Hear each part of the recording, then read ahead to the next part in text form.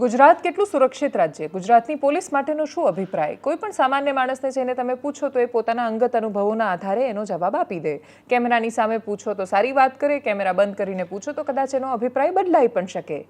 એ પિતાને જઈને પૂછો કે જેનો પુત્ર અચાનક જ ગુજરાતમાં ગાયબ થઈ ગયો અને એમની પાસે આજે પણ એ વાતનો જવાબ નથી કે એમના દીકરા એ રાજકુમાર જાટની સાથે શું થયું. એમનો અભિપ્રાય ગુજરાત રાજ્ય કે ગુજરાત પોલીસ માટે શું હશે? એમના મનમાં જે પ્રશ્નો ઉઠી રહ્યા છે એ પ્રશ્નોનું નિરાકરણ અને સમાધાન આપવાની જવાબદારી, કર્તવ્ય ગુજરાત પોલીસનું છે કે કેમ, એ પ્રશ્ન આપણી સામે હવે લટકતો ઊભો છે. નમસ્કાર, આપની સાથે હું દેવાંશી.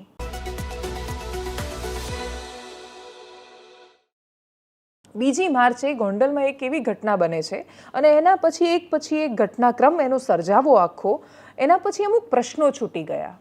રાજકુમાર જાટ નામના છોકરાનું અચાનક ગાયબ થઈ જવું અને પછી અચાનક જ એનો મૃતદેહ મળી આવવો, અચાનક જ પૂર્વ ધારાસભ્ય અને વર્તમાન ધારાસભ્ય ગીતાબા જાડેજા અને જયરાજસિંહ જાડેજાના દીકરા ગણેશ ગોંડલનું એમાં નામ આવવું, એમના ઘરના સીસીટીવી સામે આપીને રાજકોટના એસપીની, જિલ્લાના એસપીની પ્રતિક્રિયા સામે આવી કે નહીં એમએલએ શ્રીનો આમાં કોઈ જ રોલ નથી, પણ પછી એક પ્રશ્નો ત્યાંના ત્યાં જ રહી જવા. આ પ્રશ્નો વિશે વાત એટલે કરવી છે કેમ કે દિવ્ય ભાસ્કર 2 દિવસથી જે આ વિષય પર રિપોર્ટિંગ કરી રહ્યું છે એ રિપોર્ટિંગના એક પાસા એ શંકાને વધારે ઘેરી કરી રહ્યા છે કે પોલીસની પાસે હજુ પણ કેટલાય પ્રશ્નના જવાબ નથી. એ જવાબ આ જ હોવા જોઈએ એવી કોઈને અપેક્ષા નથી. રાજકોટ પોલીસ આવીને એવું જ કહી દે કે ભાઈ ગણેશ ગોંડલે જ આ કર્યું છે, એવી અપેક્ષાઓ એટલા માટે બહુ જ અસ્થાને અને ખોટી છે કેમ કે એવી પૂરી સંભાવના છે કે કાગને બેસવું ને ડાળને ભાગવું એવી ઘટના પણ હોઈ શકે. પણ જે પ્રશ્નો છે એને તમે નકારી નહીં શકો. એ પ્રશ્ન સમજવા માટે ઘટનાક્રમને સમજવો પડે, એના થોડા આગળ બેકગ્રાઉન્ડને સમજવું પડે. એક વ્યક્તિ 30 વર્ષથી ગોંડલમાં પાઉંભાજીની લારી ચલાવે. પાઉંભાજીની લારી ચલાવતા એ વ્યક્તિનો એક છોકરો યુપીએસસીની તૈયારી કરે, પિતા પુત્રની વચ્ચે સતત ઘર્ષણ રહે, રાજકુમાર જાટ એમનું નામ, અને સતત એ સંઘર્ષમાં અને ચર્ચામાં એ લોકોની વચ્ચે ઝઘડા થતા રહે. પિતા અને પુત્ર એકબીજાની સાથે બહુ લાંબો સમય રહી ન શકે, રહે તો ઝઘડા થાય, એ પ્રકારના સંબંધોનો ભૂતકાળ.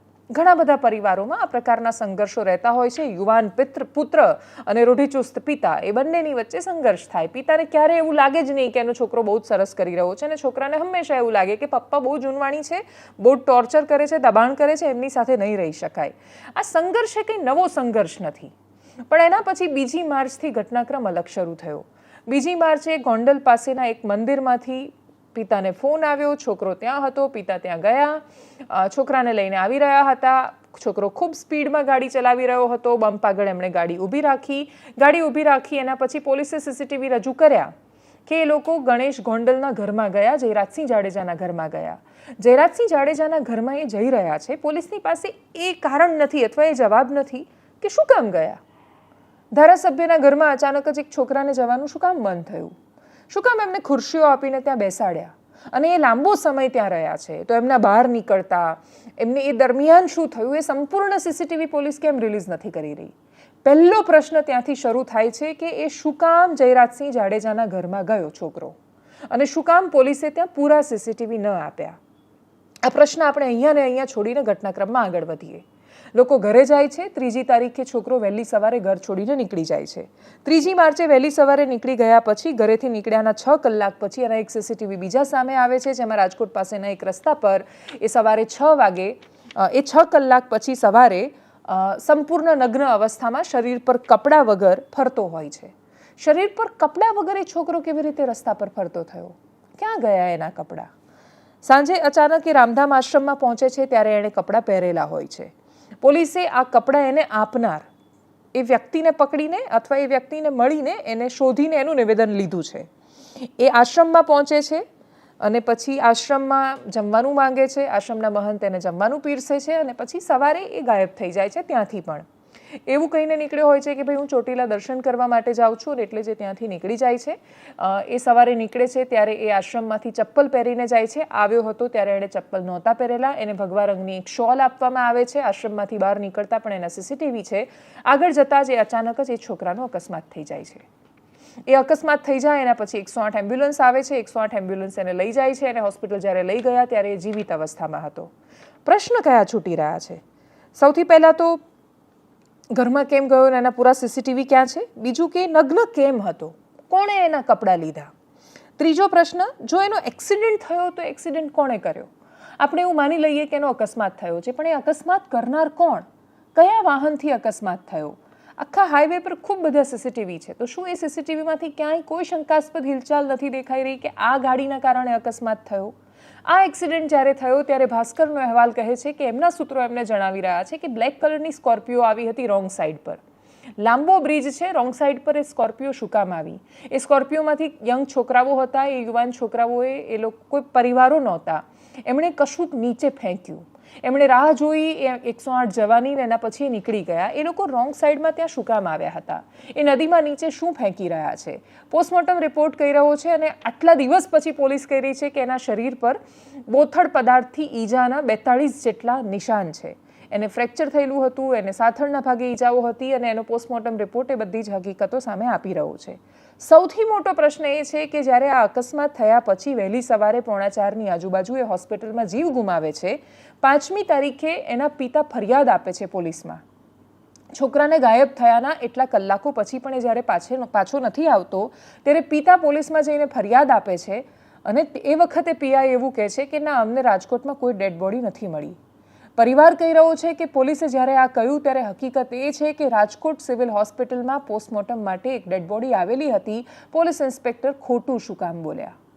મીડિયામાં જ્યાં સુધી એ મુદ્દો ન આવ્યો, જયરાજસિંહ જાડેજાનું નામ જ્યાં સુધી ન આવ્યું, જયરાજસિંહ જાડેજા પર આરોપો જ્યાં સુધી ન આવ્યા કે છોકરાને માર્યું છે અને છોકરો ગાયબ છે, આખી સ્ટોરી શંકાની જેમ જ્યાં સુધી રજૂ ન થઈ ત્યાં સુધી પોલીસે કોઈ જ રજૂઆત કે વાત ન કરી. એસપીએ કોઈ જવાબો ન આપ્યા. એસપીએ આવીને પત્રકાર પરિષદ કરીને પછી આખી વાત એ છોકરાની સાથે શું થયું એનો જવાબ આપવાની જગ્યાએ એમએલએ શ્રીનો આમાં કોઈ જ વાંક નથી, અથવા એમએલએ શ્રી આમાં કોઈ રીતે ઇન્વોલ્વ નથી, એ રીતે આ વાતને રજૂ કરવાનો પ્રયત્ન કર્યો.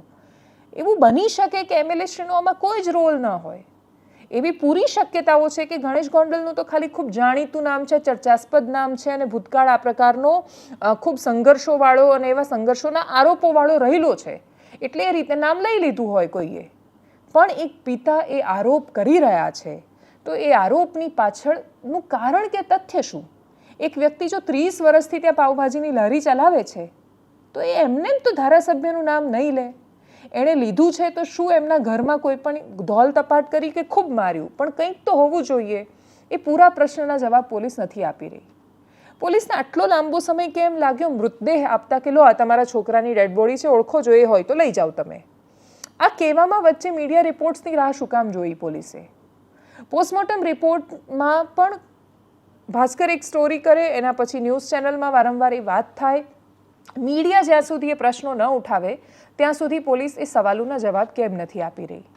પોલીસનું કામ એમએલએ શ્રી કેટલા ઇન્વોલ્વ છે એના પર વારંવાર વાત કરવા કરતાં વિશેષ એ જવાબ આપવાનું છે કે એ છોકરાની સાથે શું થયું?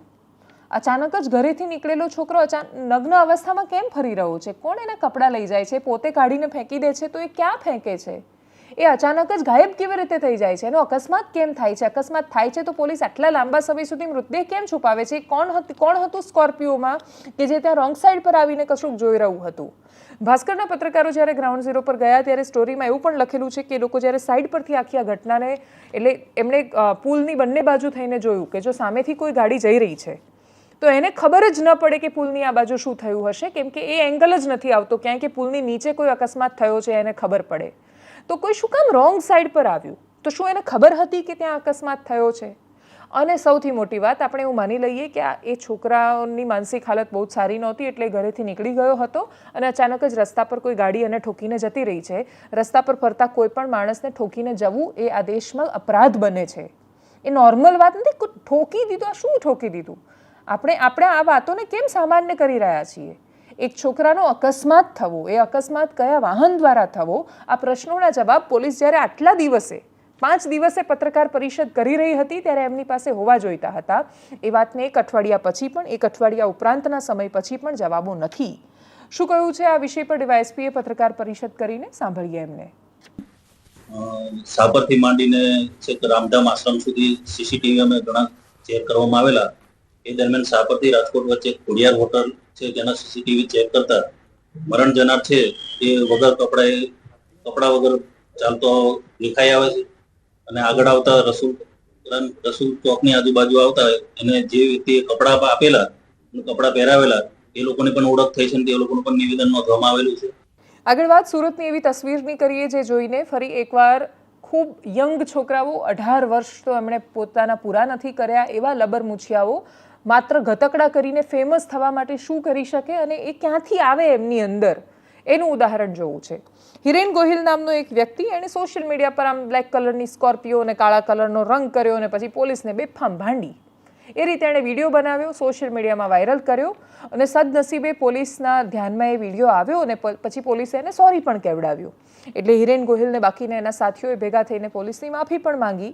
પોલીસે બિફોર આફ્ટરનો વિડીયો પણ પોસ્ટ કર્યો. ખબર પડી કે એ કોનો છોકરો છે તો કે એક સુરતના એક વિસ્તારમાં એક લિસ્ટેડ બુટલેગર છે એનો છોકરો છે.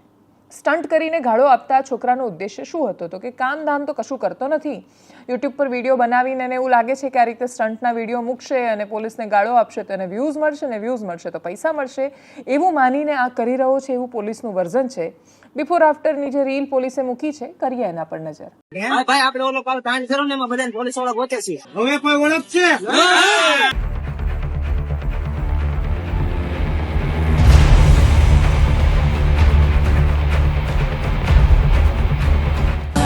मायला तेरा तो गेम बजाना पड़ेगा.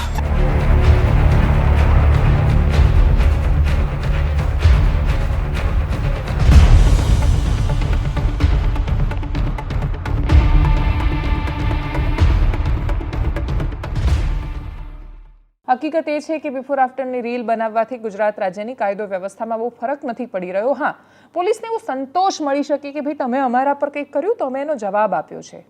પોલીસ જવાબ આપી રહી છે, ફરક વિશેષ બહુ સામે નથી આવી રહ્યો. આગળ વાત કરીએ વિક્રમ ઠાકોરની. વિક્રમ ઠાકોર ખૂબ જાણીતા ગુજરાતી અભિનેતા છે. અભિનય માટે, પોતાની ગાયકી માટે અને ફિલ્મોમાં પોતાના પદાર્પણ માટે ખૂબ લોકપ્રિય છે. ગુજરાત વિધાનસભામાં હમણાં જ કલાકારોનો જમાવડો હતો, કલાકારોને બોલાવેલા હતા અને ગીતાબેન રબારીથી લઈને હકાભા ગઢવી, કીર્તિદાન, માયાભાઈ આહિર, ભીખુદાન ગઢવી, ખૂબ બધા નામાંકિત કલાકારોને બોલાવ્યા. અધ્યક્ષનું આમંત્રણ હતું શંકરભાઈ ચૌધરીનું અને પછી બધા લોકો ગયા. એમાં વિક્રમ ઠાકોરને તો નહોતું પણ બાકીના વિક્રમ ઠાકોરના મંતવ્ય મુજબ ઠાકોર સમાજના કોઈ કલાકારને આમંત્રણ નહોતું આપવામાં આવ્યું. હું એ વાતને ખૂબ શંકાથી જોઈ રહી છું કે વિધાનસભાના અધ્યક્ષ સામે એક પછી એક કલાકારોની સરનેમ જોઈ હશે. ગઢવી છે ટીક કરો, દવે છે ટીક કરો, રબારી છે ટીક કરો, ઠાકોર છે તો કે ના આ નહીં ચાલે એવું ઉદ્દેશ્ય સાથે જ કરવામાં આવ્યું હોય એ વાતને એટલા માટે શંકાથી જોવી જોઈએ કેમ કે કલાકાર હોય છે. વિક્રમ ઠાકોર સહિતના લોકોને કેમ આમંત્રણ ન આપ્યું એક પ્રશ્ન હોઈ શકે, પણ એમને માત્ર એ ઠાકોર છે એટલે અટક જોઈને કે સમાજના કારણે આમંત્રણ નહીં આપ્યું હોય એ કહેવું કદાચ અતિશયોક્તિ છે. પણ આખી વાત તો રજૂ એ રીતે થઈ છે, શરૂઆત પણ એ રીતે જ એમણે કરી છે. વિક્રમ ઠાકોરે ઇન્સ્ટાગ્રામ પર નવગણજી ઠાકોર સાથે વાત કરતા શું કહ્યું, એમણે પોતાના સમાજના નેતાઓને ઉદ્દેશીને શું કહ્યું અને જમાવટમાંથી જ્યારે પાયલ રાઠોડે એમનો સંપર્ક કર્યો ત્યારે એમણે શું કહ્યું સાંભળીએ. ઘણા બધા કલાકારો એવા છે કે જે સારા લેવલ પર છે. મારી વાત તો ચલો ભાઈ બધાને ખબર જ છે, એ ઠીક વાત છે, પણ મને પણ દુઃખ થયું કે મારા ઠાકોર સમાજના કોઈ બી એક કલાકારને બોલાયો હોય તો સારું લાગે. પણ એમને જે કર્યું, હું તો નગણજી એટલું જ કહીશ કે આપણા સમાજના નેતાઓ પણ ઘણા બધા છે, બહુ આપણા સમાજના નેતાઓ, તો એ નેતાઓ બી આનો વિરોધ ઉઠાવવો જોઈએ. એ લોકોનું એટલા બધા પ્રોગ્રામો ચાલતા હોય છે, એટલું વેઇટિંગ હોય છે પ્રોગ્રામોમાં કે ભાઈ તમે મહિનો સુધી એડવાન્સ તમે કહો ને તારે એ અવેલેબલ ફ્રી હોય છે એમ. તો મારો કહેવાનો મતલબ એ હતો કે ચલો આ જયારે આયોજન કર્યું છે તો બહુ નહીં તો ચલો 3-4 દિવસ પહેલા તો કર્યું છે ને આયોજન, બરાબર. આ મેનેજમેન્ટ જેને બી કર્યું છે 3-4 દિવસ પહેલા આ બધા મોટા કલાકારો સાથે ઘેર બેઠેલા કલાકારો તો છે ને, બરાબર, બધા બીજી કલાકારો છે, મોટા કલાકારો છે, બરાબર. એમની ડેટ લેવી હોય તો બહુ ટાઈમ પહેલા આપણે ડેટ લેવી પડે, બરાબર. સરકારનું કામ એટલે કોઈ બી આવી જાય, બે નંબરની વસ્તુ છે.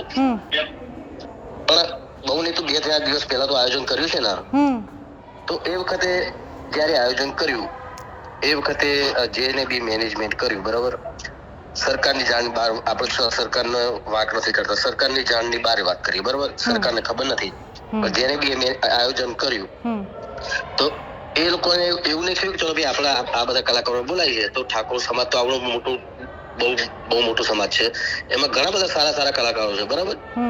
વિક્રમ ઠાકોર નો જવા દો, વિક્રમ ઠાકોર નો નહીં બોલાવો, બરોબર, બે નંબરની વસ્તુ, બરોબર. વિક્રમ ઠાકોર સિવાય બી ઘણા બધા કલાકારો છે જે બહુ સારા ભજનીક છે, બરાબર, બહુ સારા એક્ટર પણ છે, બહુ સારા હાસ્ય કલાકાર છે, સાહિત્યકાર છે, બરાબર. એમાં બહેનો બી આવી ગયા, ભાઈઓ બી આવી ગયા, બહુ સારા કલાકાર, બરાબર. તો એમાંથી કોઈ બી એકાદ કલાકારને કેમ ઇન્વિટેશન નથી આપ્યું? અને બીજી એક વસ્તુ, આયોજન થયું તો આ બધા નેતાઓને પૂછીને જ કર્યું છે ને કે ભાઈ અમે આ કલાકારને બોલાવીએ છીએ, તો જે નેતા, ચાલો બીજા નેતા તો ઠીક વાત છે, બરાબર, પણ ઠાકોર સમાજના નેતા પણ ઘણા બધા છે ભાજપ સરકારમાં, બરાબર. તો જ્યારે બી આયોજન થયું છે ત્યારે ઠાકોર સમાજના નેતાઓએ કેમ આ વાત ના રાખી એમ કે અમારા ઠાકોર સમાજના કોઈ બી એક કલાકાર તમે બોલાવજો, જે આયોજન કરતા છે, મેનેજમેન્ટ કરતા છે એમને, એ વાત મૂકી ઠીક નથી મૂકી, એ અમારા ઠાકોર સમાજના નેતાઓએ એ ખુલાસો કરો, બરાબર. છેલ્લે વાત જૂનાગઢની એક સ્મશાન યાત્રાની કરીએ. જૂનાગઢમાં એક ભાઈની સ્મશાન યાત્રા ખાસ્સા વર્ષોથી નીકળે છે. એકના એક માણસની વર્ષોના વર્ષ સ્મશાન યાત્રા નીકળે, એ કેવી સ્મશાન યાત્રા? વાલમ બાપા એમનું નામ છે અને દર વર્ષે હોળીના દિવસે એમની જૂનાગઢમાં સ્મશાન યાત્રા નીકળે છે. અને પછી સૂત્રો બોલાવાય એટલે એવું પૂછે કે કોણ ગુજરી ગયું? તો કે વાલમ બાપા. કેવી રીતે? તો કે બીડી પીતા પીતા.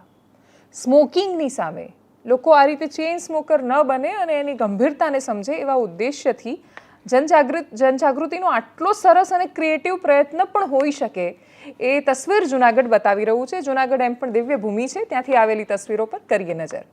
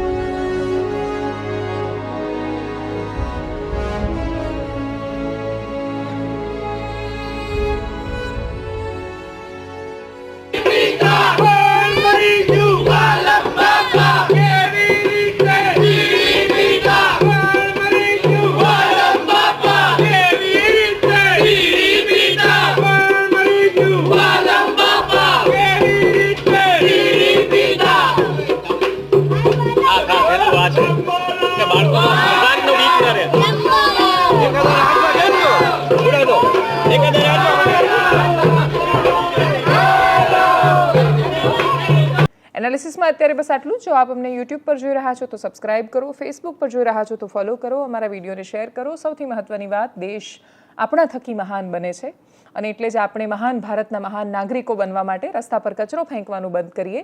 જમાવટના દરેક દર્શક મિત્રોને હોલિકા દહનના પર્વની ખૂબ શુભેચ્છાઓ, ધૂળેટીની પણ ખૂબ શુભકામનાઓ. રંગોથી તમારું જીવન ભરેલું રહે એવી અપેક્ષાઓ. નમસ્કાર.